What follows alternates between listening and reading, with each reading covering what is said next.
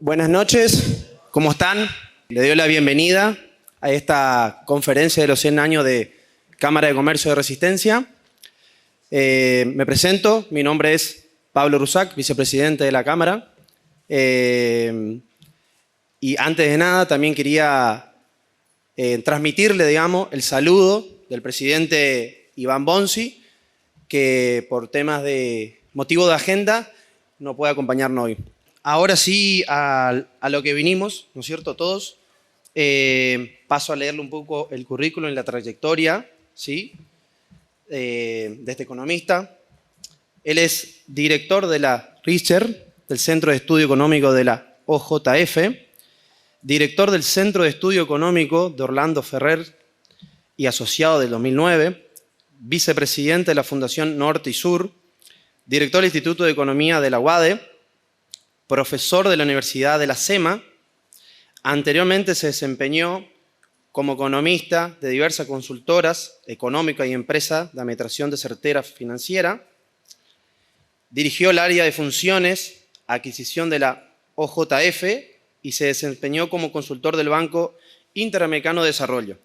También es columnista del Cronista Comercial y es consultado asiduamente por diversos medios de Argentina y del mundo. Es licenciado en Economía y Universidad Católica Argentina y máster en Finanzas de la UCEMA. Así que le doy la bienvenida, ¿sí? Y con un fuerte aplauso a Fausto Spotorno, que nos va a hablar de la economía post-pandemia. ¿Qué tal? Ahí está, fuerte. Me alejan los parlantes, me dijeron que me aleje los parlantes, pero... bueno, en primer lugar, feliz cumpleaños a la Cámara, ¿no? 100 años y decidieron festejar, todo, hacer fiesta y hablar de economía argentina para que el festejo sea a plena fiesta, ¿no? Que es la economía argentina, ustedes saben que anda fenómeno, no tiene ningún problema y es para festejarlo todos los días. En realidad es para festejar que ande todavía, ¿no? Que no ande. Entonces, pero antes de empezar por la economía local, a mí me gusta, quiero hacer un análisis de lo que vamos a vivir en los próximos, o qué esperamos que se viva en los próximos 2 años. ¿Está bien? Tenemos 2 años por delante que van a ser con todos los chiches. Ya tenemos un par de chiches jugando, ya tenemos la guerra con Ucrania, pandemia, venimos de pandemia, guerra con Ucrania, eso en el mundo. Acá ni siquiera empezamos a jugar en Argentina. Pandemia, guerra con Ucrania. Por si fuera poco, ahora tenemos el puerto de Shanghái completamente congestionado, como si fuera un piquete mundial que tenemos ahí. Yo para que traducirlo al argentino, piquete es algo que todos entendemos. Bueno, pasa lo mismo con los barcos en Shanghái. Y eso va a ser importantísimo porque van a faltar productos en toda parte del mundo y nosotros que encima le queremos pagar en cuotas y vemos si te damos los dólares o no, los vamos a tener el día del arquero, ¿no? Entonces, hay que empezar a ver un poco el escenario internacional porque se está complicando realmente el escenario internacional y va a generar efectos en la economía local y regional que ya se están empezando a medir. ¿Tá? Ya se están empezando a medir.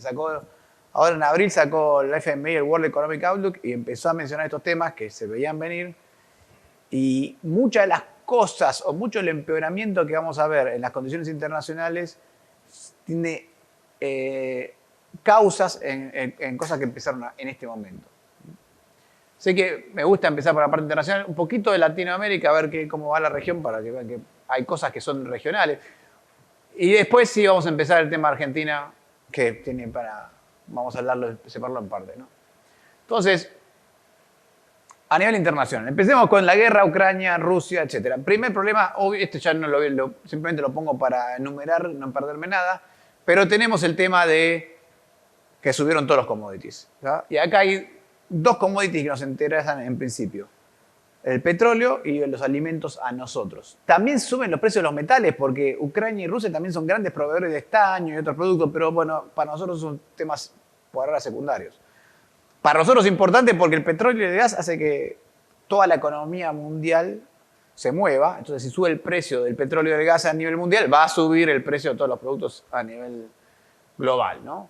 Pero también tiene un efecto positivo y es que, por lo menos para la región, inicialmente nos va a levantar a toda la región. En principio deberíamos ver mejores tasas de crecimiento para la región. Inflación mundial y tasas. Esto lo voy a explicar rápido, pero es importantísimo entenderlo. Ustedes vieron que cada vez que hay una crisis internacional, la Reserva Federal y el Banco Central Europeo empiezan a bajar las tasas de interés, ¿no? La bajan a cero, habrán escuchado, bajan las tasas de interés, etc. ¿Cómo hace la Reserva Federal y el Banco Central Europeo para bajar las tasas de interés? Emiten dinero, porque se emite mucho más dinero, entonces ya no hay que cobrar tanto por la tasa de interés, por prestar dinero, porque empieza a haber mucha emisión monetaria. Y eso, cuando tuvimos la crisis subprime, la .com, no se elijan alguna crisis financiera de esas, nos generó inflación. Después de eso no tuvimos un periodo inflacionario. Por una razón muy sencilla, porque esos eran crisis financieras. Y ustedes miran bueno, y que ahora también emitimos un montón, bajamos la tasa de interés. De hecho, Estados Unidos emitió más dinero que las últimas dos crisis juntas. ¿Tá? Pero no hay una crisis financiera. Y esa es una diferencia muy importante, porque en las crisis financieras, y acá sí me voy a poner en profesor, se destruye dinero. Una crisis financiera, ¿qué es una crisis financiera? Vamos a definir qué es una crisis financiera. Una crisis financiera es, básicamente, pasó algo, teníamos todos invertidos en algo, no sé, en acciones de las .com, los que sean más antiguos se van a acordar, en las hipotecas, ahora en el 2009, en lo que fuera, estábamos todos invertidos en algo, pasa algo, nos asustamos todos, sacamos la plata del banco. Eso es una crisis financiera, y se genera una crisis financiera, se caen los bancos, etc.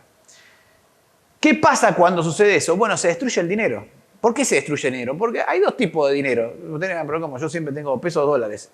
Bueno, no me refiero a eso. De pesos y de dólares hay dos tipos.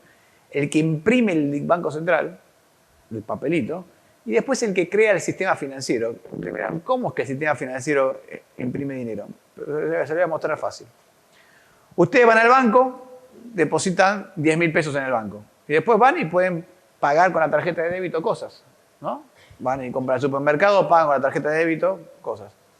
Ahora, les pregunto, ¿la plata de usted está en el banco? ¿Esos 10.000 pesos están depositados en el banco para que ustedes paguen con esa plata? ¿O el banco los prestó? ¿Los prestó? O sea, ¿dónde está esa plata? ¿Con qué plata pago? Si el banco no tiene la plata, la tiene un señor al que le prestó el banco. Entonces fíjense que se creó dinero, porque ahora yo estoy gastando mis 10.000 pesos con la tarjeta de débito y hay otro señor que está gastando mis 10.000 pesos con un préstamo del banco. Eso se llama el multiplicador monetario. Y con eso los economistas robamos por años. Muchos de los trabajos de los economistas de Argentina fueron que sabíamos que era el multiplicador monetario. Esto casi me siento que estoy contando un truco de magia, porque...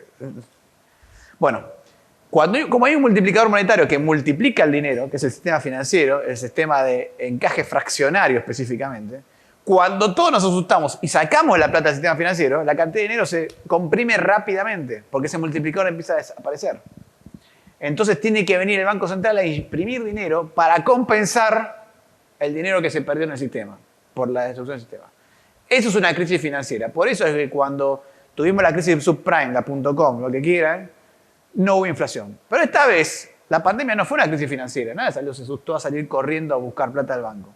Entonces se imprimió todo ese dinero, y ese dinero lo que hizo fue incrementar más la cantidad de dinero en el sistema.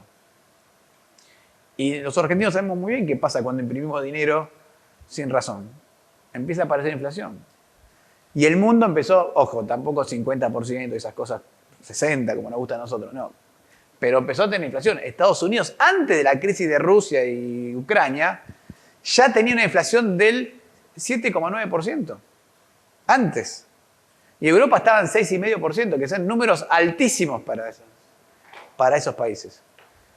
Entonces, ¿qué es lo que va a pasar? Lo que va a pasar, y ya empezó a pasar de poquito, es que la Reserva Federal va a empezar a subir la tasa de interés. Ya la subió 25 basis points, pero 25 basis points en 7% de inflación no es nada. Es como tratar de frenar un tren poniendo una patineta en las vías. No frena. Va a tener que subir mucho más la tasa de interés. Mucho más. Y esperemos que afloje un poco todo, porque si no, a los niveles que tendría que estar subiéndola hoy, nos caemos todo del planeta. Y les voy a contar algunos datos. En principio uno debería pensar que para frenar la inflación la tasa de interés tiene que ser en términos reales positivas. ¿Qué significa esto? Que tiene que estar por encima de la inflación, ¿no? Por lo menos para que la gente no se quede en dólares, por lo menos tiene que pagarte más el banco que sea la inflación. Si la inflación hoy es 7, es 8,5 ya, de hecho. 8,5 porque después vino de Ucrania, toda esa historia. ¿A qué nivel tiene que poner la tasa de interés de Estados Unidos para frenar la inflación? ¿9, 10? Pongamos para un número loco. 9, 10, nos caemos todo el planeta. La última vez que Estados Unidos la puso en 5, tuvimos la crisis subprime. Y la vez anterior que la puso en 5 fue en el 98, el 97, y tuvimos la crisis Indonesia a principios del 97, la de Hong Kong a mediados del 97, la de Rusia en el 98, la de Brasil en el 99 y la nuestra en el 2001. Y la vez anterior, que fue la de Volcker, que fue la peor, que la puso en 19, fue la crisis de deuda de todos los países latinoamericanos en los 80. O sea que tengan en cuenta que si Estados Unidos tiene que llevar la tasa de interés a 9, es hiper recesivo, va a haber crisis de deuda por todas partes, etc. Muchos economistas internacionales dicen no va a poder hacer eso la Reserva Federal porque hoy uno de los países más endeudados del mundo es Estados Unidos. No lo eran en los 80, pero hoy lo es. No sé, la verdad es que no sé en qué punto va a dejar de subir la tasa de interés de la Reserva Federal, pero les aseguro que va a ser un nivel alto y que va a complicar las cosas. Porque además de la inflación por la pandemia, ahora tenemos Rusia y Ucrania, y como si esto fuera poco, el tema de China y los puertos y la cuestión logística. Entonces todo se suma a la inflación. O sea que es un mundo mucho más inflacionario y con más tasa de interés. De seguro eso va a generar una desaceleración mundial y de crecimiento económico global. ¿Vieron que le dije que iba a ser una fiesta esto de los próximos años? No. Y no empecé en Argentina todavía. Y América Latina, que venía con un rebote post pandemia, bueno, ya no lo tiene más. No lo tiene más. No lo tiene la región y nosotros menos. Ahora voy a empezar con los gráficos acá, voy a ir un poco más rápido, pero prefería que empecen a entender el contexto internacional antes de... ¿Qué tengo aquí? Aquí tengo 3 gráficos en uno. En rojo, el precio del barril de petróleo, para poner un commodity. En gris, la inflación de Estados Unidos, que si no la ven está por acá arriba. ¿Está? Y en celeste, la tasa de interés. Y acá van a ver una cosa. Fíjense acá, Estados Unidos subió la tasa de interés en 5% a 5%, este puntito, que fue la crisis subprime. En este punto se disparó la crisis subprime. ¿Ah? Con una inflación en cuánto? Y la inflación se había subido en ese momento a 4,5, después le subió a 5. Después subió porque el petróleo se había disparado a 180. ¿No? Pero Estados Unidos había puesto la tasa en 5% con inflación en 4,5, bajas para lo que estábamos hoy. La otra vez que subió a 5 acá fue 2000, 2001, no sé si se acuerdan, .com, primero a las crisis de las .com y después nosotros, y antes venía Brasil. Fíjense, acá la subió en el 94. ¿Qué pasó en el 94? ¿Alguien se acuerda? Los más viejos, los más añosos. Fue el tequila, 94, 95. O sea, que fíjense que cada vez que ponemos la tasa en estos niveles, alguien se cae. Alguien se cae. Y eso con inflaciones de 4. Miren dónde está la inflación hoy. La última vez que la tasa la inflación fue tan alta, fue acá, 82. ¿Dónde estaba la tasa de interés? 14%. Y acá tenemos, que elijan ahí fue una crisis tras otra, fue la crisis de la deuda, etcétera, ¿no? Un problema en todas las países.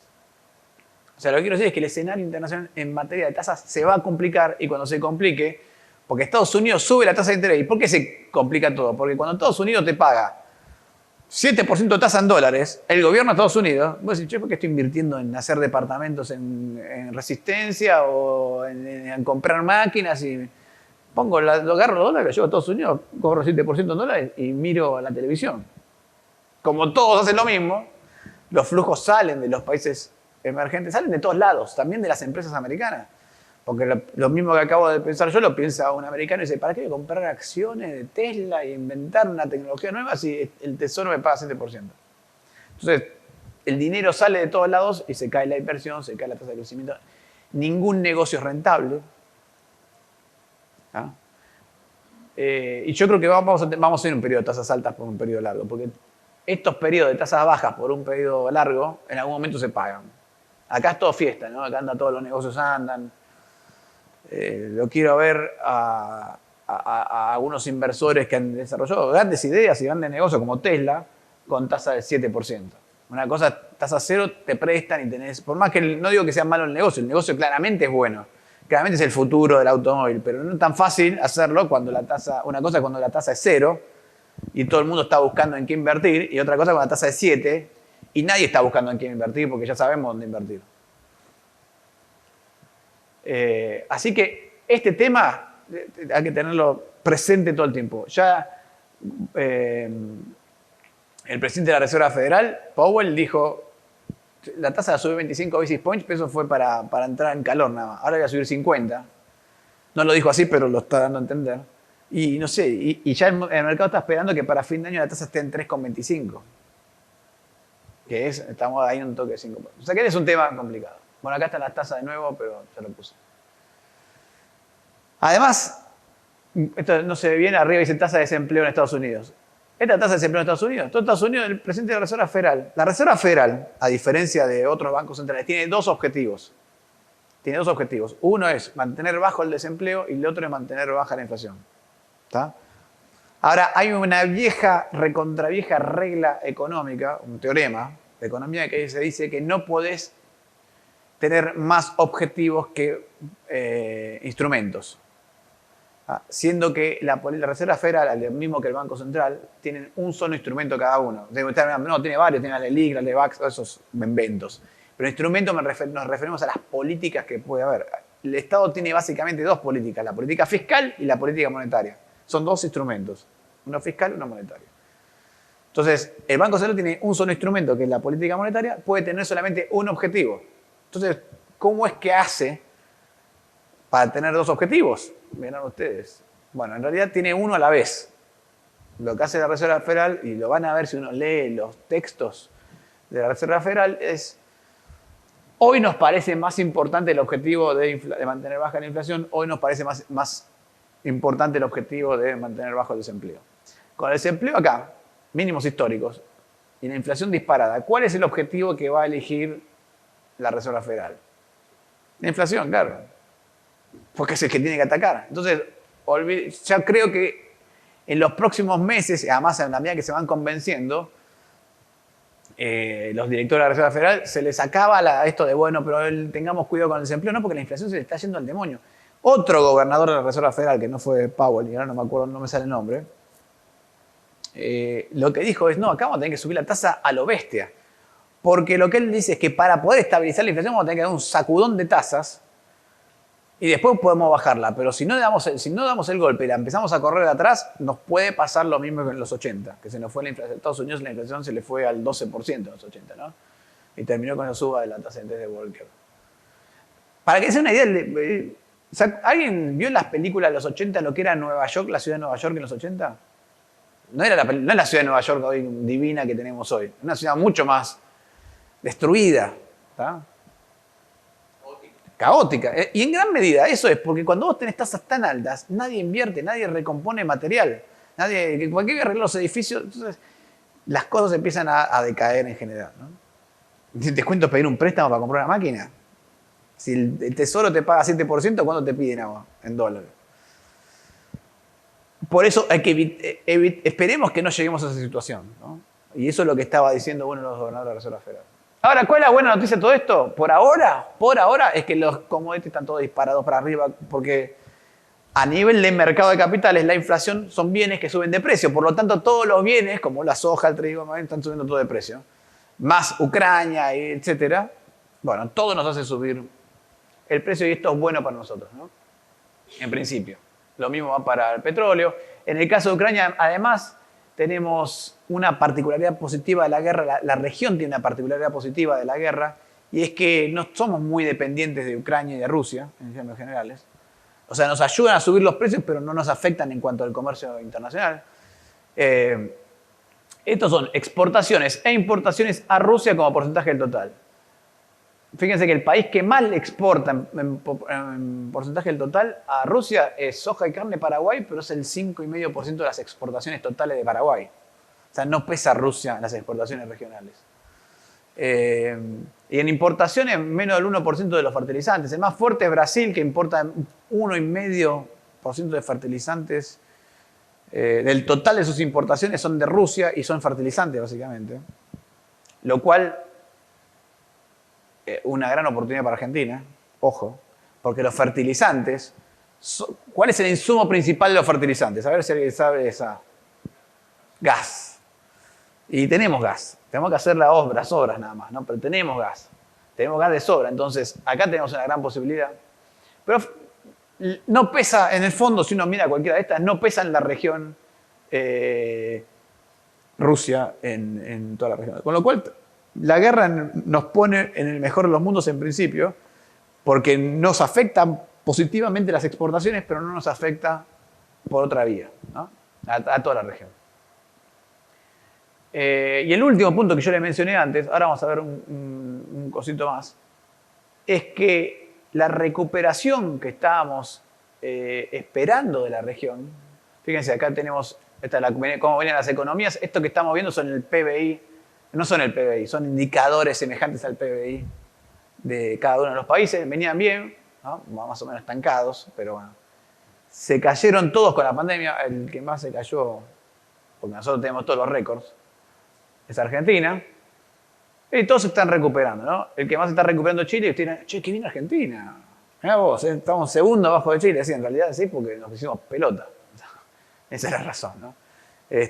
Chile se recuperó mejor. Y Brasil estancado, y Uruguay un poco, para mí Uruguay sí es el mejor porque se está recuperando, pero con una caída relativamente baja. Pero toda la región se venía recuperando hasta acá, hasta donde empezó el 2022. Miren qué pasó cuando empezó el 2022. Chile se estancó, Argentina se cayó, Brasil se cayó y Uruguay también. Bueno, no está el dato, pero los datos preliminares indican que va a mostrar negativo. Entonces, esta recuperación ya está. Esto fue. Hasta acá, ¿qué es lo que va a ayudar ahora un poco a la región? Los precios internacionales es lo que estábamos hablando. Lo que se está esperando es que ahora con esto vuelva a mostrar algunas subas en general. No sé si Argentina no, pero Argentina después vamos con el tema de Argentina. Pero el resto vamos a ver una mejora en general en estos países. Ahora, también estos países están sufriendo lo mismo que el resto del mundo, las inflaciones. Acá hay dos ejes, voy a aclarar este gráfico. Acá tenemos dos ejes. En este país, en este eje todos los países de la región, en este eje Argentina, ¿no? Para que nos pongamos en línea.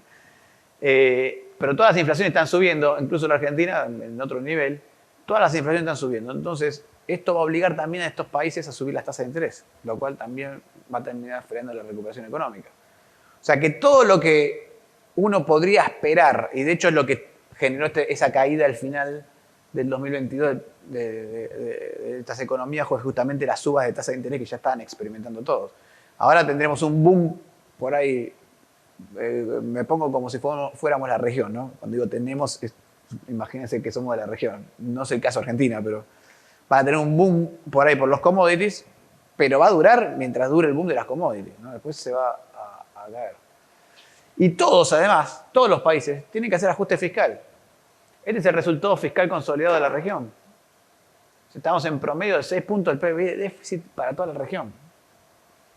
Con lo cual, y el déficit en cuenta corriente también, más chiquito por suerte, pero también. Entonces, si uno piensa en la región, ¿qué va a pasar? Vamos a tener un boom por los commodities, fenómenos, pero ya la economía en sí ya no daba para mucho más. Tienen que subir la tasa de interés y tienen que mejorar los déficits fiscales. Con lo cual es ajuste fiscal, suba de tasas y toda la región va a empezar a aflojar en general. Y a ver si quería mostrarles el riego país. Bueno, esperen que voy a pasar a este cuadro es un lío, pero está buenísimo.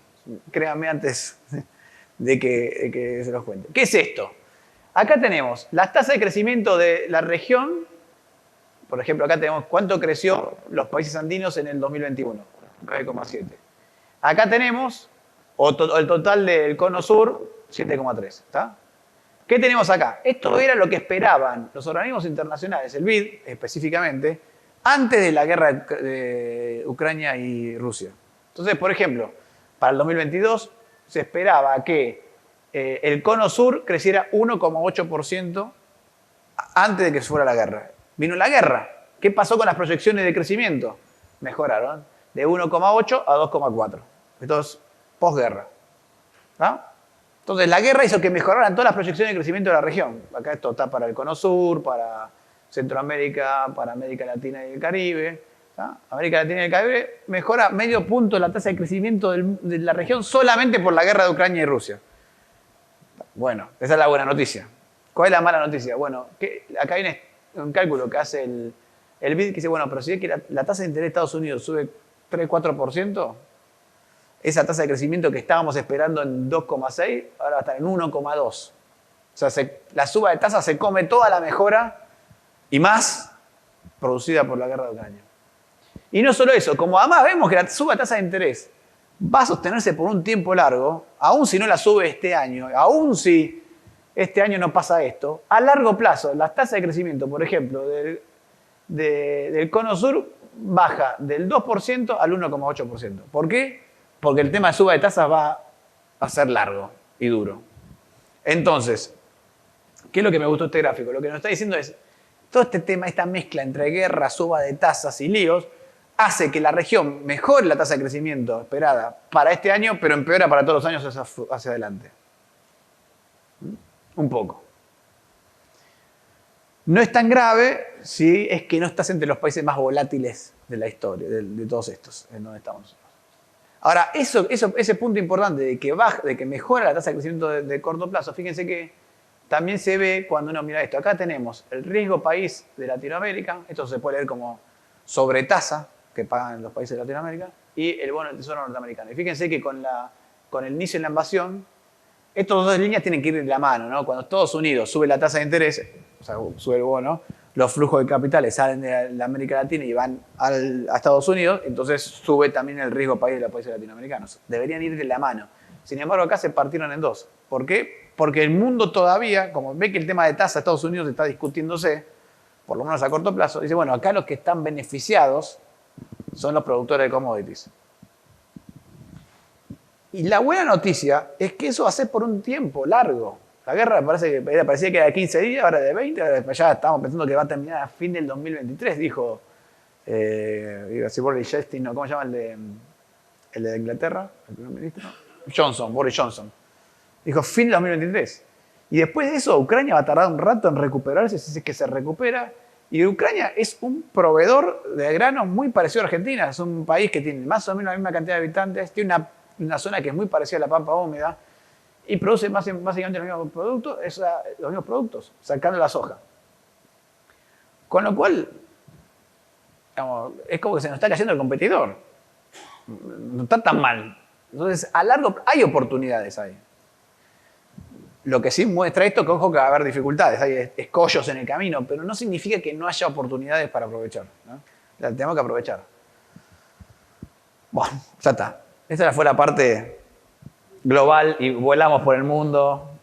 Nos imaginamos en un mundo más complicado. Vamos a lo nuestro. Que empezamos por lo bueno, por la buena noticia o la mala noticia. No sé. Yo lo empecé al revés. Empecé por lo bueno, pero porque era el cumpleaños del... A ver, lo puse así, para esto porque hay cosas positivas este año. ¿Ah? ¿Qué cosas positivas pasaron? Se logró el acuerdo con el FMI después de 2 años de estar negociando y dando vueltas y tirando 2 años para negociar el acuerdo, pero lo tenemos. No solo lo tenemos, sino que logramos algo que no se esperaba, y es que el FMI viniera y nos pusiera dólares, 6.000 millones de dólares, taca, que le habíamos pagado ya, pero bueno, nos devolviera, y eso mejoró las reservas. Mejoraron los precios de los commodities. También, y bastante. El cálculo es que entre estas dos cosas tenemos 11.000 millones de dólares que no teníamos cuando empezó el año. No que teníamos en la cabeza. 5.500 millones de dólares que aumentó el ingreso por dólares de commodities y 6.000 millones de dólares que nos puso el FMI que nos pedíamos. Eso explica por qué el dólar bajó de 220 a 200. ¿Cómo bajó el dólar? ¿Qué? ¿Está todo bien? Ahora no estaba todo bien, pero hay más dólares que se esperaban. Se recompusieron reservas.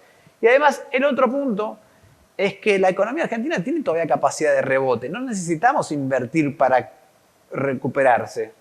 Porque todavía tenemos la capacidad ociosa, salió el dato del otro día, estamos en 68%. La capacidad utilizada, perdón. O sea que tenemos todavía 5 o 6 puntitos más para crecer en la industria, por lo menos en el total del PIB un poquito menos, pero para crecer sin demasiado. O sea, lo que necesitamos es arrancar. Si uno mira esto...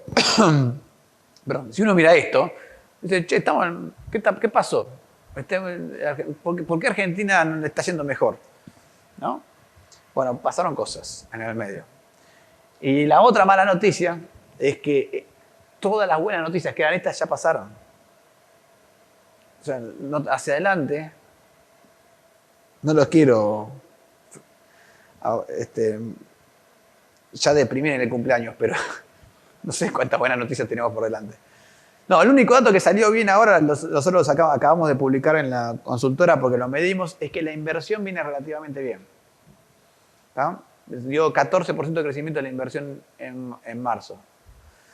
Después vamos a hablar del tema ese, pero bueno, eso por ahí nos prepara para algo hacia adelante. Ahora, ¿qué es lo negativo? Bueno, el conflicto político infernal que se desató dentro del gobierno, que impide, más allá de que está bien, los políticos están matando ahí, y uno dirá, bueno, a mí qué político. El problema es que impide cualquier programa económico, porque ponerle que mañana saque de la galera a Guzmán un programa económico que tiene todo el sentido. Está bien este. Y todos los economistas dicen, che, este está bien. Pero ¿quién cree que lo va a poder ejecutar bien? O sin trabas, o efectivamente. Aún si lo hace bien, no tiene la credibilidad del mercado. Pero no solo eso, sino que si se va Guzmán, el que venga va a tener menos credibilidad. Porque ¿quién puede venir y ordenar ese lío? No hay nadie que lo pueda ordenar el lío dentro del gobierno. Entonces tampoco va a tener credibilidad, además, probablemente sea peor. La aceleración inflacionaria que vimos y eso que falta, tarifa, dólar, paritarias, todo eso falta, y ya tenemos inflación. Les cuento, 6,7 fue en marzo y abril nosotros medimos la inflación semana a semana en el Gran Buenos Aires, pero para ustedes es un poquito peor, nada más. Ya da 5,8. ¿Por qué digo que para ustedes es un poquito peor? Porque en el Gran Buenos Aires no tenemos aumento de está todo congelado transportes, y tarifas eléctricas, que a ustedes por ahí no. Entonces, 5,8 en 3 semanas, nos falta una más. Así que el mes va a terminar, la última semana sumó 0,4, así que si suma lo mismo la última semana que la tercera, terminamos 6,2. Una inflación. Con lo cual, el piso de inflación para nosotros ya es 65% en estos niveles. Y después viene este punto, suba de precio de energía. En realidad estos dos puntos medio que vienen de la mano, que son la suba del precio de la energía en el mundo y obviamente dudas sobre el abastecimiento energético, pero si uno lo piensa bien, en realidad hay dudas sobre el abastecimiento en un montón de insumos. El gasoil ya fue el primer obvio clasificado. Después, cada uno en cada sector me dirá, no, pero yo tengo problemas con los neumáticos de los tractores, yo tengo problemas con esto, bueno, sí, en todos los sectores hay problemas con insumos. ¿Ah? Ese problema con insumos es una combinación de dos factores. Del despelote local, la falta de dólares y el lío además para conseguir los dólares, más el lío logístico del mundo que te lo complica, porque si encima haces todo el trámite, los que están en el tema, haces todo el trámite para conseguir los dólares, después te sube el precio porque te cambió el precio del container, del transporte, etc. Te volvés todo al principio y no lográs pasar esa traba nunca, ¿no? El costo del transporte, según el INDEX, se duplicó en promedio en Argentina, el costo del transporte internacional, y los containers se multiplicó por 10 en algunos casos. Entonces, es una mezcla de cosas. Ya el mundo está complicado y nosotros ponemos palos en la rueda en un mundo complicado, entonces empiezan a faltar insumos. En el caso de la energía y del gas, del gasoil es obvio, el gasoil es un problema de precios. El tema es así, Argentina es un país que produce petróleo, y de ese petróleo saca una determinada cantidad de gasolina, de nafta, y una determinada cantidad de diésel. Bueno, diésel no nos alcanza para lo que consumimos y nos sobra nafta. Entonces, históricamente Argentina siempre fue exportador de nafta e importador de diésel. Y mientras las cosas, el mercado funcionen normalmente, no deberías tener problemas ahí, ¿no? Ahora bien, ¿qué pasa si vos controlás el precio del diésel internamente y el de la nafta y ponés un precio de petróleo local, que es el precio del petróleo criollo, medianito, y pretendés que acá se venda el diésel al 70% del valor internacional? Nadie va a comprar así ni para vender a 70. Entonces falta. Y con la energía, el problema a esta altura de partido es que ahora están todos saliendo a buscar energía en el mundo. Porque el principal proveedor es Rusia, pero no lo podemos usar. Entonces, está todo el mundo buscando energía, el precio de la energía se disparó, el gobierno le está faltando gas para el invierno. Argentina en los inviernos, no todo el año, solamente en invierno importa gas. En verano exporta gas, en invierno importa gas. ¿Está? En el neto da un poquito negativo, pero estamos bien. Pero el problema es que en invierno tenemos que importar gas y no hay suficiente gas en el mundo. Y además sale carísimo. El año pasado pagamos por el gas licuado $9 por millón de BTU y hoy tenemos que pagarlo 40. ¿No? Entonces, el gobierno, eso ¿quién lo paga la cuenta? O lo pagamos todos nosotros si aumentasen las tarifas, pero como las tarifas no las aumentan, la diferencia la tiene que poner el gobierno. Y eso le dispara otros problemas. Porque eso, si lo paga el gobierno, aumentan los subsidios a la energía. Y en el acuerdo con el FMI, el gobierno se comprometió a bajar los subsidios a la energía. Y después está indefinido el cumplimiento con el acuerdo con el FMI, que la verdad que no sé si lo van a cumplir. Cumplieron la meta fiscal del primer trimestre con un 4 y el banco de FMI diciendo, bueno, miro de costado. Está bien. Vieron con, no sé, los que son profesores, ese alumno que le tiene que sacar la cosa. Porque fíjense que teníamos que la meta fiscal la cumplimos porque hicimos un creative accounting en las rentas, la renta del tesoro, las ganancias inesperadas que tuvo, las rentas extraordinarias, que es creative accounting. Después si quieren se lo cuento. Y así pasaste el acuerdo. Y esa fue la meta fácil. Era la fácil porque cuando firmamos el acuerdo ya teníamos 2 meses metidos de los 3. Esto es que decir, mira, tenemos el 1 de enero, ya sabemos cuánto era el resultado fiscal, sabemos cuánto dio febrero, nos falta saber cuánto da marzo, y con eso y pusimos la meta y la cumplimos de casualidad. Bueno, eso no quiero saber cuando no sepamos ninguno de los 3 meses cómo están dando, ¿no? Así que el tema indefinido el acuerdo con el FMI. Vamos a pasar a separar, acá lo voy a separar en actividad económica, etcétera, pero vamos a empezar con los temas por la parte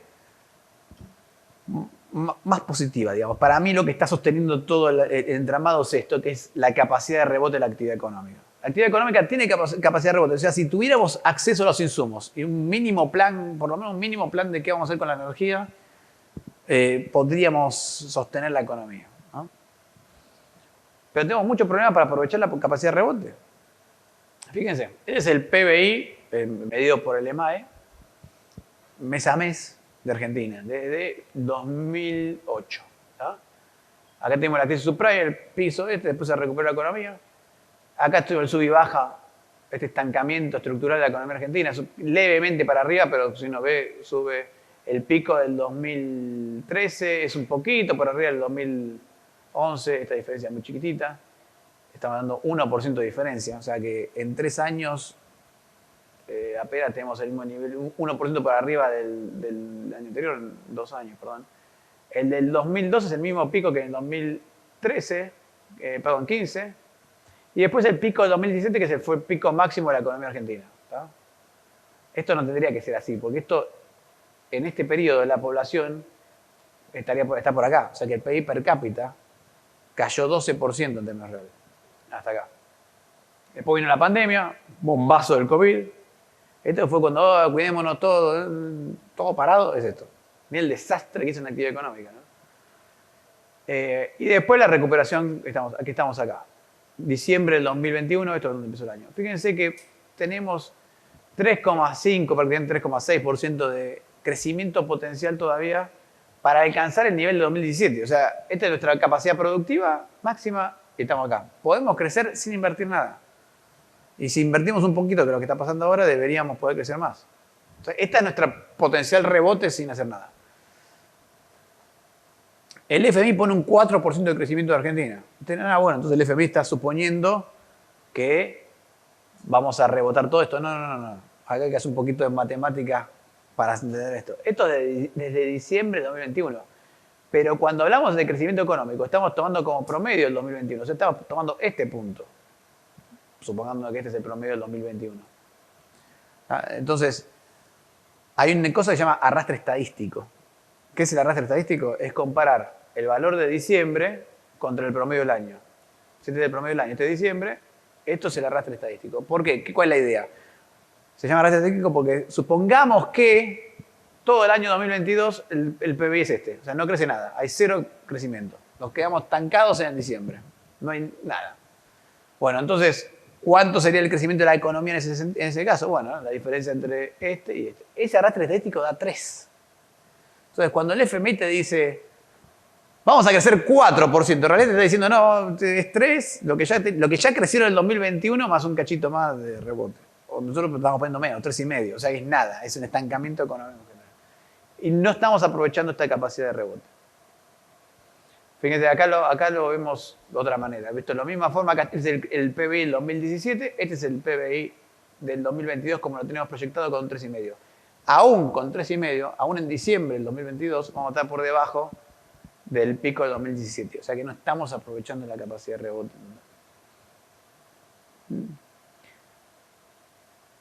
Cuando lo vemos por habitante, esto es lo que yo les decía, el PBI por habitante. Ahora, eso es el PBI absoluto, en total de producción argentina. Si yo lo divido por la cantidad de habitantes, tenemos que hoy, 2022 y 2023 prácticamente igual, vamos a tener el mismo PBI per cápita que en el 2011.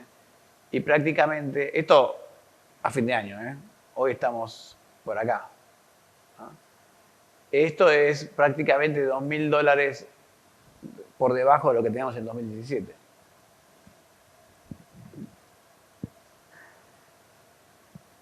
Ahora bien, una señal de que, esto ahora voy a explicar qué es esto, pero una señal de que la economía no está pudiendo aprovechar la recuperación es este indicador, que es un indicador que hace la UADE, que es el índice de expectativas industriales.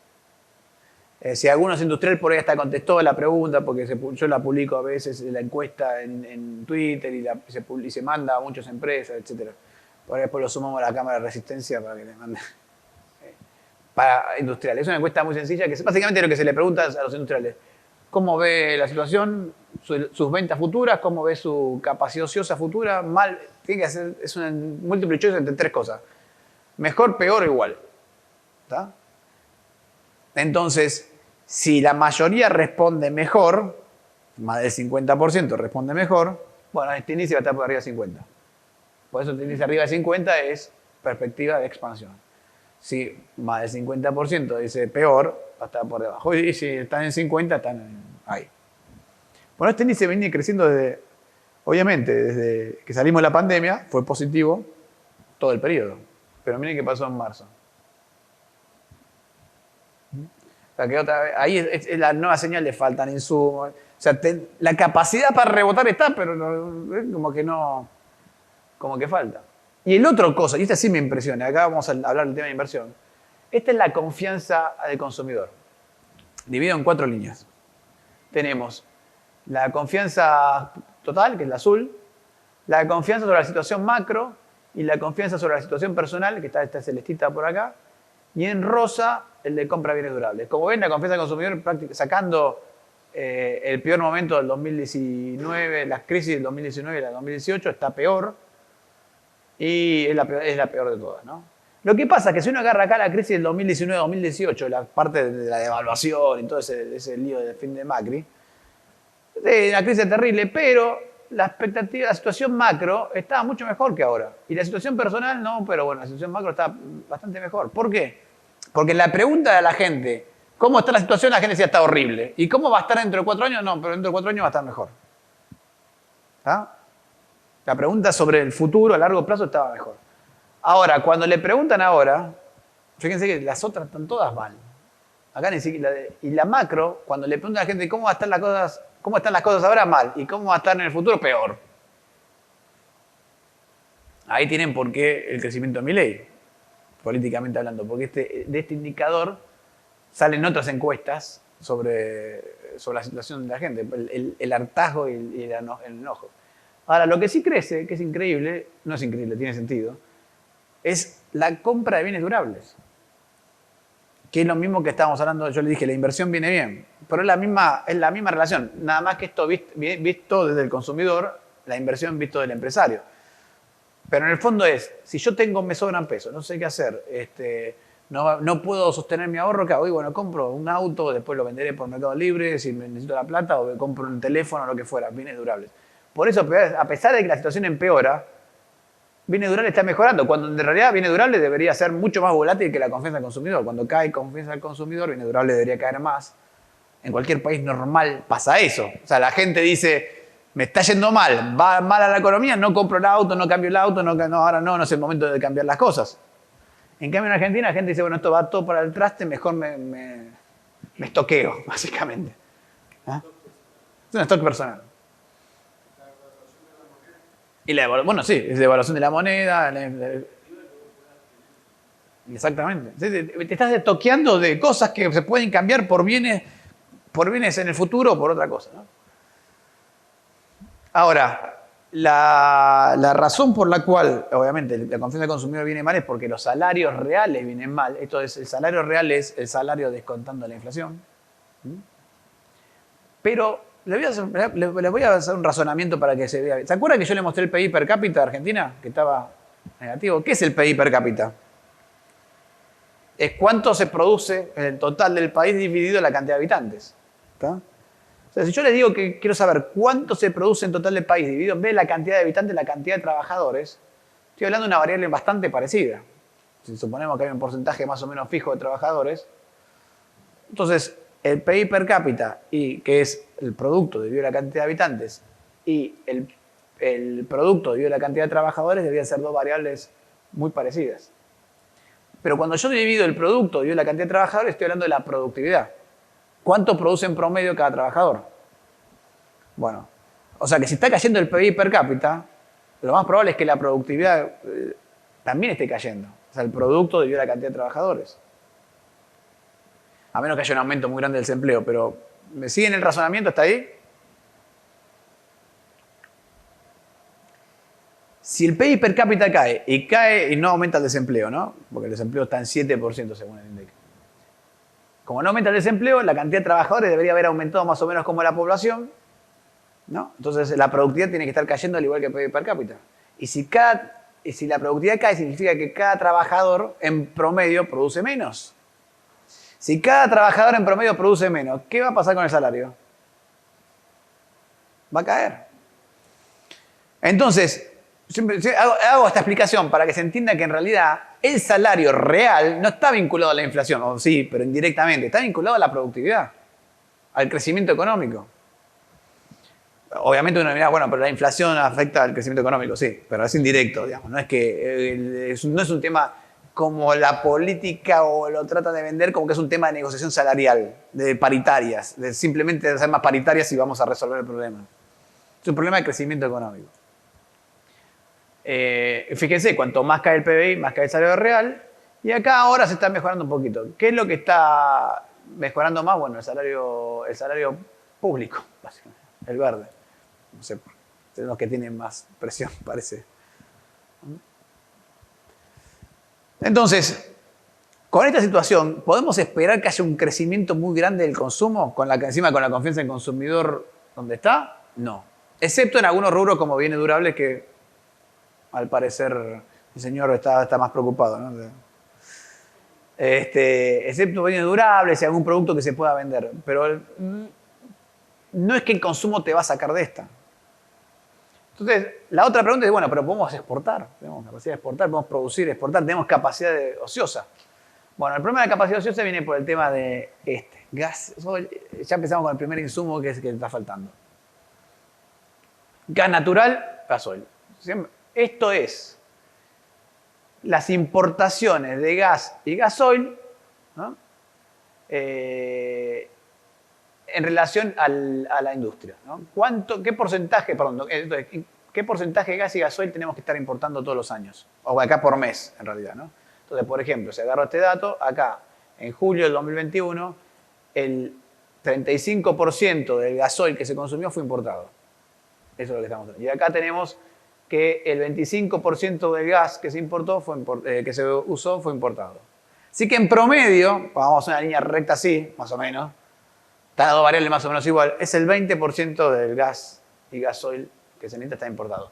Pero en los inviernos, en caso de gas, los inviernos, hay una proporción mucho más grande de gas que se está importando. En los inviernos estamos hablando de prácticamente entre el 20 y el 25% del gas de los inviernos es importado. Acuérdense ese 20-25%. Yo estoy en julio, cuando prenden el gas, el 25%, yo sé que acá no tienen gas, estoy hablando justo de eso, pero el 25% del gas igual es importado, vendrá en gas licuado, no sé.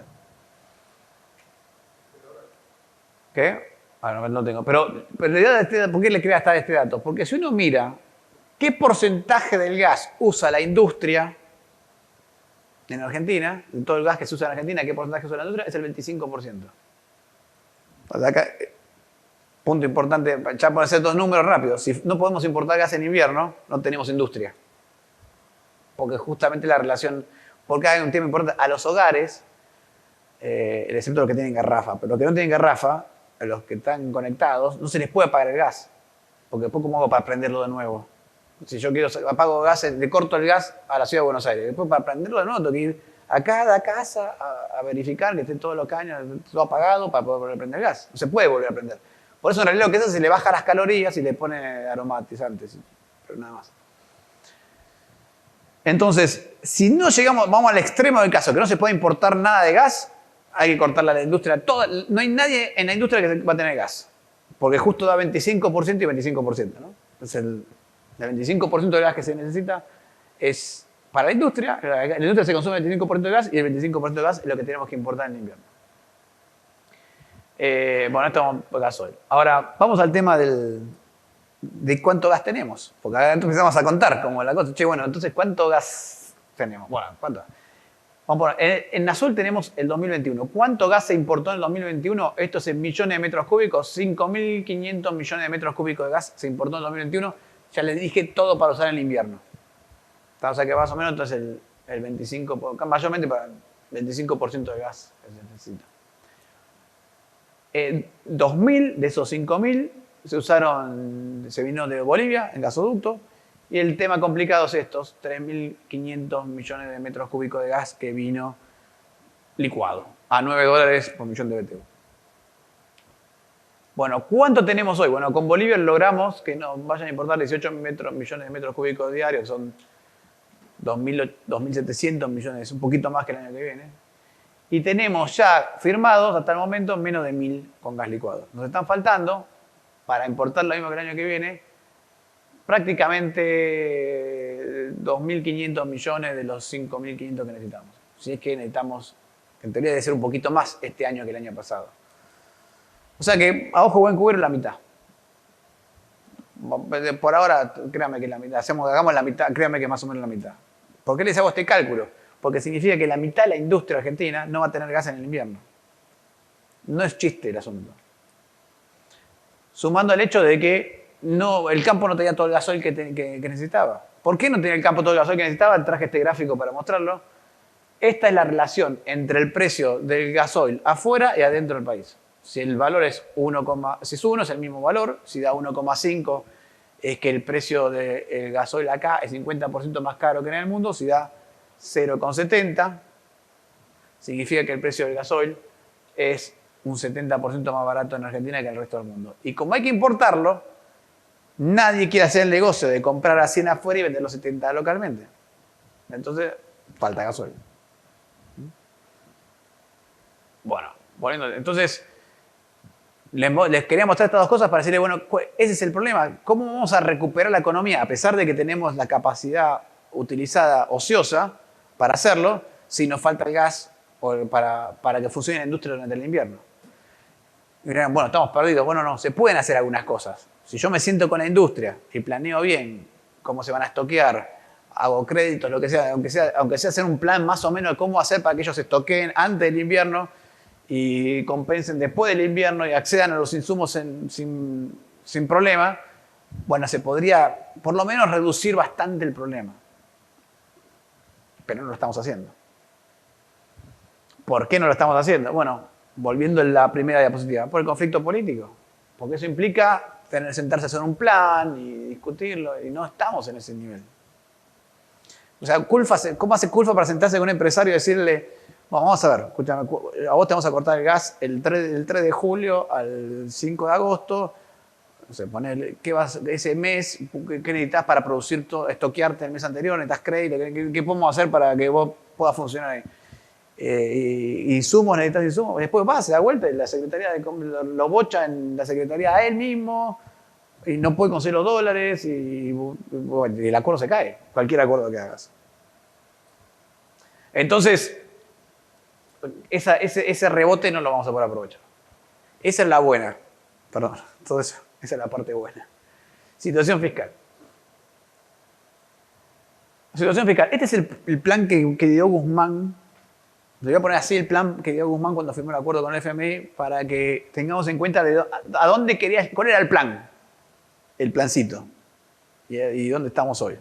El plancito era, bueno, teníamos un déficit primario de 3 puntos del PBI. En el 2021 tenemos que llegar a 2,5. Medio punto hay que bajarlo, ¿no? ¿Cómo se iba a bajar ese medio punto? Bueno, 0,2 con impuestos, porque es la primera que se les ocurre. Vamos a subir los impuestos, ¿ok? Y bueno, ganancia inesperada, riqueza, otro impuesto, están inventando bienes personales, esto sí, tasaciones de propiedades, que esos más o menos salieron, esas dos cosas. Estas están todavía en la búsqueda, a ver qué entra. Y después 0,3 de menores gastos, pero esos 0,3 de menores gastos venían 0,6 de baja de subsidios. ¿Tá? Que ya dijimos que los subsidios no sé si van a bajar, porque con lo que aumentó el precio del gas, muy difícil que baje. De hecho, estamos así. Querían bajar 0,6, con este precio de gas aumenta 0,6 los subsidios. O sea que se fue para otro lado. Después, otros que acá, en este otro ajuste de provincia, otro gasto del Estado. Otro gasto del Estado está básicamente lo del IFE y el ATP, que no había que darlos porque no había más COVID. Pero ahora lo dieron algo parecido, ¿no? Que nos cuesta 0,2, 0,3 puntos del PBI. No es todo esto, pero es una parte. Así que ya estamos de estas dos bajadas, estamos para el otro lado hasta ahora. Y después sí, se iba a subir la obra pública en un punto del PBI. Y este sí le tengo que explicar un cachito. Pero ¿dónde sacan la plata? Bueno, no sé si lo iban a hacer esto. Esto ya era una engaña pichanga típica argentinada. Acá hay un déficit primario de 2,5 puntos del PBI. Firmamos con el FMI un acuerdo que eso solamente, menos de la mitad de eso se podía financiar con emisión monetaria. El resto había que financiarlo con préstamos varios. Algunos locales y otros de organismos internacionales. ¿Cuánto se le iba a pedir a los organismos internacionales? 1,5 puntos. O 1,1. Ahora, el problema es que el único que te presta plata sin nada es el FMI. El resto te piden, che, mostrame para qué lo querés. Bueno, obras públicas. Entonces tengo que inventar obras públicas por un punto y algo, que es esto, para poder decirle al Banco Mundial, che, necesito un préstamo. Ellos están en acuerdo con el FMI, están ahí especificando cuánto se le iba a prestar al Banco Mundial, al Banco de Desarrollo, etc. Con lo cual, ¿cómo va a terminar cerrando esto? Bueno, estos gastos no van a estar, las obras públicas las vamos a ver, van a brillar por su ausencia. Lo conocen el chiste ese del diputado argentino que invita a un montón de otros diputados alemanes, franceses a la Argentina. El francés le muestra el puente que él logró en Francia, le dicen, ese puente, ¿lo ven ahí? Bueno, el 10% para la campaña. El americano muestra una ruta que había hecho y le dice, ¿viene esta ruta? Bueno, el 15% para la campaña. Y el diputado argentino dice, ¿viene ese puente? No, no hay nada. El 100% para la campaña. Bueno, esto va más o menos por ahí, ¿no? Básicamente, esta es la contrapartida del financiamiento internacional que pensaba conseguir Guzmán. Que no sé si se va a hacer. Además, creo que cuando se pensó que se iba a hacer más bien a fin de año para que entre el año que viene para la campaña, justamente. Muy bien. Bueno, acá esto se consiguió, esto no, pero están intentando, ya van a encontrar alguna por ahí. Y acá esto se le fue para otro lado y entonces esto también se está yendo para otro lado. Entonces lo único que va a pasar es que la obra pública no va a estar. Y la baja de gasto va a venir por menos obra pública y posiblemente en la menor compra de vacunas por el COVID, que es lo otro que puede recortar así de gasto. Pero vamos a ver si cumplís esta meta. De hecho, hasta ahora la cumplimos de casualidad. Hasta ahora vino de casualidad. Fíjense, esto es lo que les quería mostrar. Esta es la meta del FMI que había que cumplir para el primer trimestre.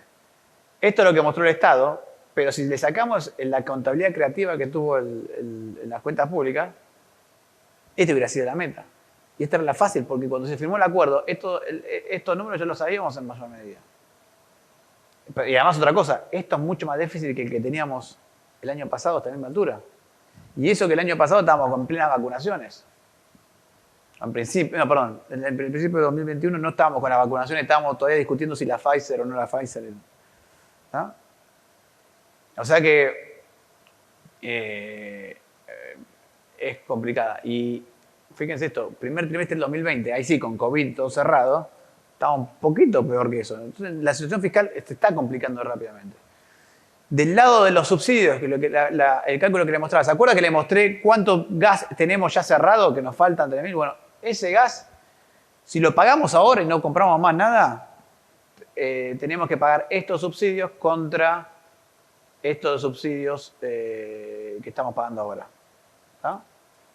Que pagamos el año pasado. Ahora, si tenemos que comprar todo el gas que falta, si consiguiéramos todo el gas que falta, los subsidios que están en rojo se van acá arriba. Y las importaciones de gas se van acá arriba. Con lo cual, si conseguimos todo el gas, acá hay dos escenarios, los dos son malos. Elijan cuál de los dos se va a romper. Nos falta el gas, tenemos que cortarle a la industria. Conseguimos el gas, no lo cumplimos, no sé dónde lo vamos a pagar. Entonces, lo más probable es que pase algo en el medio, como todas estas cosas. Conseguiremos un poco más de gas del que tenemos ahora, pero no vamos a poder conseguir todo el gas porque tampoco tenemos plata para pagarlo. Porque no estaríamos cumpliendo las metas fiscales, ¿no? Ahora, el problema de estos déficits fiscales más grandes de lo que estamos esperando es que todo esto se está financiando con emisión monetaria. Esto es cuánto le transfiere el Tesoro, el Banco Central al Tesoro todos los meses. En diciembre transfirió 700.000 millones de pesos. Y si uno mira los últimos meses, acá tenemos en octubre 300.000, un billón entre octubre, noviembre y diciembre, prácticamente un billón. Y después nos preguntamos por qué aparece la inflación en el trimestre, ¿no? Entonces, atrás de eso está la inflación. Primer punto que tenga recontra clave, inflación y dinero es lo mismo. Acá está el gráfico del aumento de precios y el aumento de la cantidad de dinero. Y hasta vemos que primero aumenta la cantidad de dinero y después aumenta la inflación, lo cual es lo correcto que debería pasar cuando hay una causa-consecuencia. O sea que ahora bajó un poquito la cantidad de dinero, pero es el mismo número. Estamos viendo el mismo gráfico. Si lo pongo en cualquier línea... Esta es la inflación como viene. Esta es la inflación que teníamos en el gobierno de Macri y ya Alberto saltó un escalón y ahora estamos viendo si no está saltando otro escalón más al orden del 60%. Macri tuvo una inflación promedio primero del 25, después del 40. Alberto está teniendo una inflación de arriba del 45 promedio hasta acá y ahora no sé si nos vamos un escalón más arriba. Y eso es todo consecuencia de esta emisión monetaria que estamos teniendo. Fíjense las inflaciones, las inflaciones en cada trimestre, trimestralmente. Lo puse en trimestre para no... Bueno, esta fue la más alta de todas, sacando la del 2018, la del 2019, la del cuarto trimestre del 2019, la del cuarto trimestre del 2018 y la del 2002. Pero estas tres, que fueron la más altas que esta, en las tres hubo devaluaciones grandes. Acá el peso pasó de 1 a 4 en la convertibilidad. Acá pasamos de 20 a 40, acá pasaba 40 a 60. Y acá no pasó nada. Y sin embargo es la tercera inflación más grande. O sea, eso es lo que preocupa un poquito, porque lo que está atrás de esto es un problema mucho más grande. Es un problema monetario, es un problema de caída en la demanda de dinero, etc. Y eso que todavía no se evaluó el tipo de cambio. Este es el tipo de cambio, la corrección del dólar. Fíjense que justo para las elecciones el gobierno devaluó el tipo de cambio más lentamente, 1%, ahí se atrasó el dólar, y ahora está acelerando, pero igual está devaluando a un ritmo del 3% mensual con una inflación del 7%, o sea que ya a la altura del partido, o al 6%, se está atrasando el tipo de cambio, lo vemos acá. Acá tenemos, ¿qué es esto? Línea verde, la paridad teórica de equilibrio. ¿Qué es la paridad teórica de equilibrio? Esto se calcula así. Se toma algún año que se repite varias veces a lo largo de la historia argentina, donde se calcula que el tipo de cambio está, mejor dicho, las cuentas externas están equilibradas. No hay ni déficit ni superávit en las cuentas externas. No hay ni entrada ni salida de capitales. A partir de ese año, en realidad son varios años que se toman, se calcula, bueno, ese es el tipo de cambio que equilibra las cuentas externas. Es la paridad teórica de equilibrio. Y a partir de eso se lo va ajustando por la inflación internacional y lo que varía en las monedas con las que Argentina comercia. Entonces, esta sería la paridad teórica de equilibrio. ¿Se acuerdan cuando Alberto Fernández dijo, para mí en 60 está bien el tipo de cambio? Bueno, eso era acá.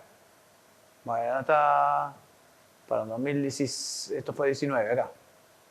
Que el tipo de cambio estaba acá en marzo, acá, 60. La paridad teórica de equilibrio estaba justo en 60, ahí estaba. O sea que lo que estaba diciendo Alberto Fernández era correcto. 60 estaba parado en la paridad teórica de equilibrio. Esa paridad teórica de equilibrio hoy está en 140 más o menos. O sea que si para él estaba bien en 60, ese momento ahora tendría que estar en 140. Pero el tipo de cambio oficial está en 100. ¿Ah? O sea que la paridad teórica de equilibrio sugiere que el tipo de cambio tendría que sufrir un 36%. Ahora, el tipo de cambio, y este es el que me preocupa, el tipo de cambio blue o libre está por arriba de eso, está en 200 pesos, está muy arriba de la paridad teórica de equilibrio. ¿Qué significa eso? ¿Cómo lo interpretaríamos? Yo creo que es muy sencillo, el mercado está esperando un salto inflacionario. Y tiene todas las razones para esperar un salto inflacionario. Porque tenemos esta inflación, pero todavía no se corrigió el tipo de cambio, no se corrigieron las tarifas y hay un problema muy serio en el balance del Banco Central. Que ahora vamos a ver en un segundo. ¿Está acá? Perdón, ¿eh? No. Bueno, no lo traje, pero hay un problema muy serio en el balance del Banco Central, que son las famosas LELIQs y pases. Las LELIQs, le voy a pedir un poquito que hagan números en la cabeza rápido. Base monetaria, la cantidad de dinero son 3,5 billones de pesos. Esa es la base monetaria, la cantidad de dinero que hay en la economía argentina. De deuda al Banco Central, LELIQs y pases tiene 4,5 billones de pesos. ¿Tá? Que paga una tasa de interés hoy del 47%. Hagan cálculos rápidos, supongamos que 50%, porque además tienen que subir por el acuerdo con la FMI, pero supongamos que 50%. ¿Cuántos son los intereses que tiene que pagar cada año el Banco Central por esa deuda? 2,75. Sobre la base monetaria, que es 3,50, perdón, ¿dónde saca la plata el Banco Central para pagarlo? Una, dos, o devalúa y lo saca de los dólares, o imprime los billetes. Entonces, a este ritmo, el Banco Central tiene que estar haciendo crecer la base monetaria más del 60% por año. Y eso es más inflación. ¿Qué es lo que hace el Banco Central? Bueno, coloca más LELIQs en el sistema. ¿Para qué? Bueno, cuando vende un bono y saca los dólares, saca los pesos del sistema. Y va lo que llama esterilizando. Pero eso es una bola de nieve que lo único que hacemos es, tarde o temprano, algo de eso va a haber que emitirlo, algo va a haber que pagarlo. Y eso es lo que yo creo que el mercado está descontando. Dice, bueno, acá hay una inflación escondida. Perdón, no es creo. En la UAD hicimos un estudio de cuánto es la inflación escondida bajo la alfombra con las LELIQs, con las tarifas, etc. El número nos dio 250% de inflación. Ah, y un día hablando con Milei, él me dice que hizo el mismo cálculo y dio 300%. No sé, por ahí es 250 de mío más 50 más de la política, ¿no? Pero bueno, pero estábamos más o menos en la misma línea. O sea, hay una inflación escondida atrás de Argentina. Y eso es lo que creo que está viendo el mercado en el fondo. Lo que dice, acá no es un problema que el dólar va a subir el dólar y van a subir los precios. Tan es así que fíjense esta cosa. Esto es la liquidación del campo, ¿no? Todos los años, todos los primeros trimestres de cada año. Fíjense que este primer trimestre del 2022 fue el primer trimestre que más liquidó el campo en toda la historia. Nunca en la historia el campo liquidó tantos dólares como en un primer trimestre como este. Y en rojo tengo la compra-venta de si el Banco Central logró acumular reservas o no en ese periodo. Uno debería suponer, claro, acá dio negativo, perdió, pero la liquidación fue muy bajita. ¿No? Acá sí, no estuvo muy bien, 2016, bueno, pero fue toda la salida del cepo, toda la historia. Con esta liquidación de grano deberíamos estar comprando dólares. Y fíjense que no pudo comprar dólares el Banco Central. Entre los insumos importados, etcétera, no lo pudo hacer. Los 200 dólares. Por eso es que atrás de todo esto hay una gran expectativa de devaluación y todos lo vemos porque el dólar está subiendo mucho más lentamente que los precios. Es decir, bueno, si el dólar sube al 3, los precios suben al 7, en algún momento te va a empezar a convenir comprar todas las cosas importadas que no suben tanto y pedir más dólares. Entonces, una de dos, o cerrás más el cepo, que es lo que está pasando, cerrás el cepo más porque te piden más importaciones, y cerrás más el cepo y sube más el blue. Entonces estás en una dinámica que empeora, no tiene salida, no hay un programa atrás de todo esto, es simplemente hago algo, reacciono, entonces la reacción hace que lo tape esa reacción con otra reacción y no hay un programa atrás de todo eso. Acá hicimos un calculito que, bueno, pero hay una fortuna en todo esto y es que el mundo está también teniendo inflación, con lo cual nos suaviza un poquito el problema a nosotros. Porque, a ver si se entiende esto, si los precios en el mundo suben 5%, pongámosle en un mes, si los precios en el mundo suben 5% y mi inflación sube 5%, no necesito devaluar el tipo de cambio para estar igual que el resto del mundo. Con 0 devaluación estoy bien. Como hoy el mundo está teniendo más inflación, 8%, yo no necesito devaluar tanto para atajarme con el tipo de cambio. Entonces acá hicimos un cálculo con diferentes escenarios de inflación local e inflación internacional. ¿Y qué pasa? El cálculo que hicimos es que tendríamos que evaluar 3,6, 3,7% mensual, más o menos entre 3,4 y 3,7, que es donde está hoy devaluando el Banco Central, para mantener el tipo de cambio así como está, para que no se siga apreciando. Pero si queremos corregir, tendríamos que estar devaluando al 6% mensual. Digo esto, pongo esto, porque ayer salió que el Banco Central está pensando en reducir el ritmo de devaluación para frenar la inflación. Con lo cual está yendo para otro lado. Se va a seguir apreciando. Entonces, ¿qué escenarios tenemos para proyecciones de 2022-2023? En estas condiciones que son, como vieron, súper óptimas para el desarrollo argentino.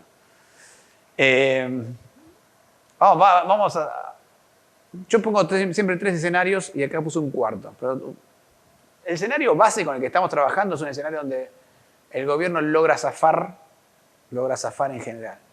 ¿Qué significa zafar en general? Bueno, que los precios internacionales nos ayudan un poquito. Se endurece la política monetaria en USA, sí, pero no tanto como para voltearnos. Hay un crecimiento menor de lo esperado, obviamente. Se estira todo hasta el 2023 como está, tratando de... gana una batalla a Guzmán y logra bajar el déficit fiscal y después le tiran una en contra, pero más o menos logra cerrar todo. La inflación se acelera, en 2022 ya se aceleró, esto lo he hecho antes, lo juro. Y hay una especie de ajuste heterodoxo en materia fiscal que es lo que decíamos, alguna suba de impuestos raros, alguna baja de gastos raros, etc. En este escenario lo que estamos viendo es un crecimiento del 3,5% para este año y del 1,6% para el año que viene, bajo. Inflación en 67% este año, 65% el año que viene. Tipo de cambio oficial cerrará a 160 este año y el tipo de cambio libre 300 para fin de año. Esperamos. Y esto es un punto importante. Estamos esperando que en algún momento el tipo de cambio libre ya empezó a reaccionar, pero reaccione con más fuerza. Pues, el cálculo, el tipo de cambio estaba en 200 a principio de año, 50% de inflación, tendría que estar en 300 para compensar la inflación. El resultado primario no se cumple en la meta. A ver, este es un escenario donde el gobierno no logra cumplir el acuerdo con el FMI, pero casi. Pero va en esa línea. Es un casi cumplimiento del acuerdo con el FMI.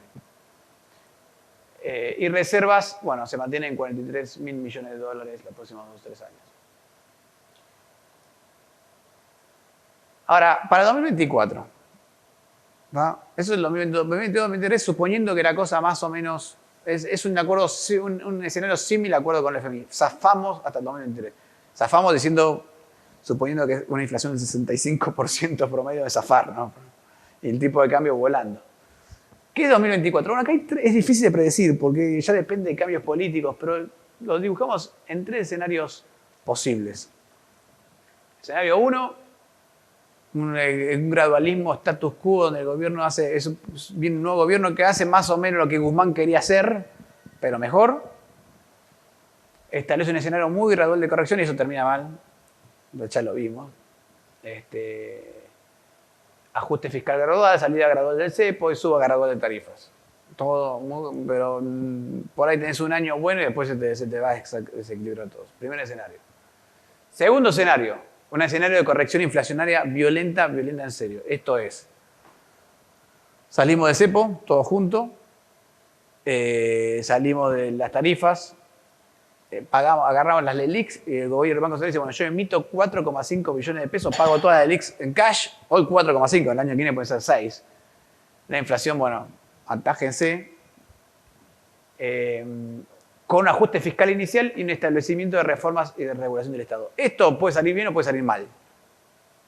A su vez, yo acá no lo puse, pero se los cuento para no asustarlo más. Este escenario puede tener dos subescenarios.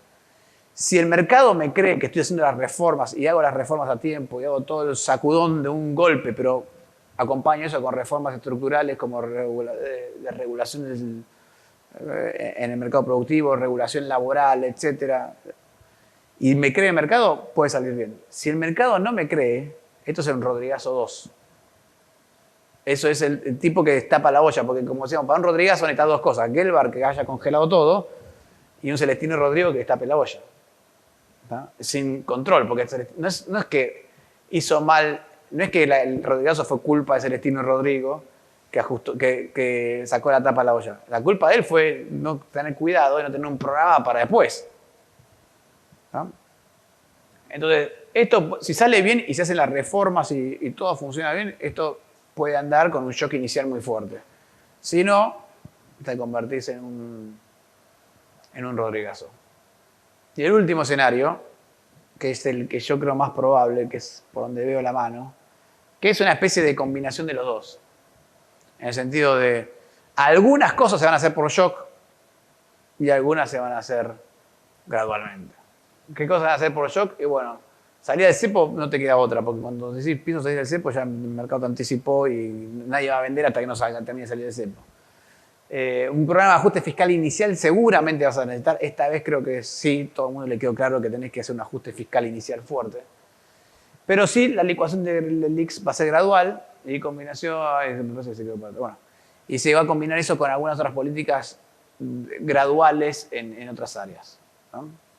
Ese es el escenario para 2024. Con lo cual, puede ser cualquier cosa. Este que empieza gradual, o sea, no es un status quo que no termina en nada o termina mal. Pero pasa que ahí ya no me animo a predecir dónde termina ese escenario, sino, ni siquiera sé quién es el gobierno. Este que puede terminar de dos maneras dependiendo de qué tan fuertes sean las reformas. Lo pongo porque es una posibilidad. Y este que creo que es donde más va a salir. Incluso Milei, si vemos algunos programas Juntos por el Cambio, algunos programas por Milei están más parecidos a esto que a esto, en general. Lo que pasa es que también todo depende de dónde terminás el 2023. Si terminás un escenario como el que acabamos de escribir acá, bueno, este es el que más chances tiene. Ahora, un escenario mucho más agresivo, vamos a ver qué voy a poner, como un escenario pesimista, donde realmente se dispare el dólar, se dispare la inflación, etc. Y estés, no digo una hiper, pero camino a, bueno, ahí probablemente lo único que te quede es un escenario de shock mucho más violento. Porque no vas a tener tiempo. En un escenario donde la inflación está arriba del 200 o 300%, digamos, ya no tenés tiempo, tardás un mes y ya subió todo un 20%. Entonces acá le puse este escenario pesimista que no le puse números porque no lo tengo. Y después puse el oficial, este es el de Guzmán, que lo veo también muy poco probable, ¿no? Yo creo que igual estos escenarios son poco probables. Me inclino más por pensar un escenario como el que estamos viendo. Y ahí ya con eso termino, pero ¿por qué creo que va a ser un escenario más parecido un escenario más parecido a este? Porque aún dentro del gobierno muchas peleas se pelearán todo lo que quieran, pero a ninguno le conviene terminar este año con 100 y pico % de inflación. Si se pone en 100 y algo % de inflación, y el 2023 está perdido para todo, está perdida la provincia de Buenos Aires, está perdido todo. Entonces, yo creo que eso, no creo que dejen llegar el agua al río en los conflictos políticos. Más con las imágenes políticas que hay en Argentina. En Argentina hoy tenés Patricia Bullrich con la mejor imagen, segundo Milei y tercero Macri. Te está diciendo eso hacia dónde está apuntando la sociedad en cuanto a ideas, ¿no? Y si en ese escenario vos terminás con una inflación del 100% en 2022 y 2023 empezás así, bueno, tus márgenes de acción son bajísimos. Por eso que creo que el gobierno se va a tener una pelea interna, área por área, pero no tanto como para llevar a una situación económica pesimista. Y es por eso que nos jugamos por este escenario, que sería un escenario zafando con inflaciones muy altas. Así que bueno, con eso termino. Muchas gracias y cualquier pregunta, háganla que te respondemos.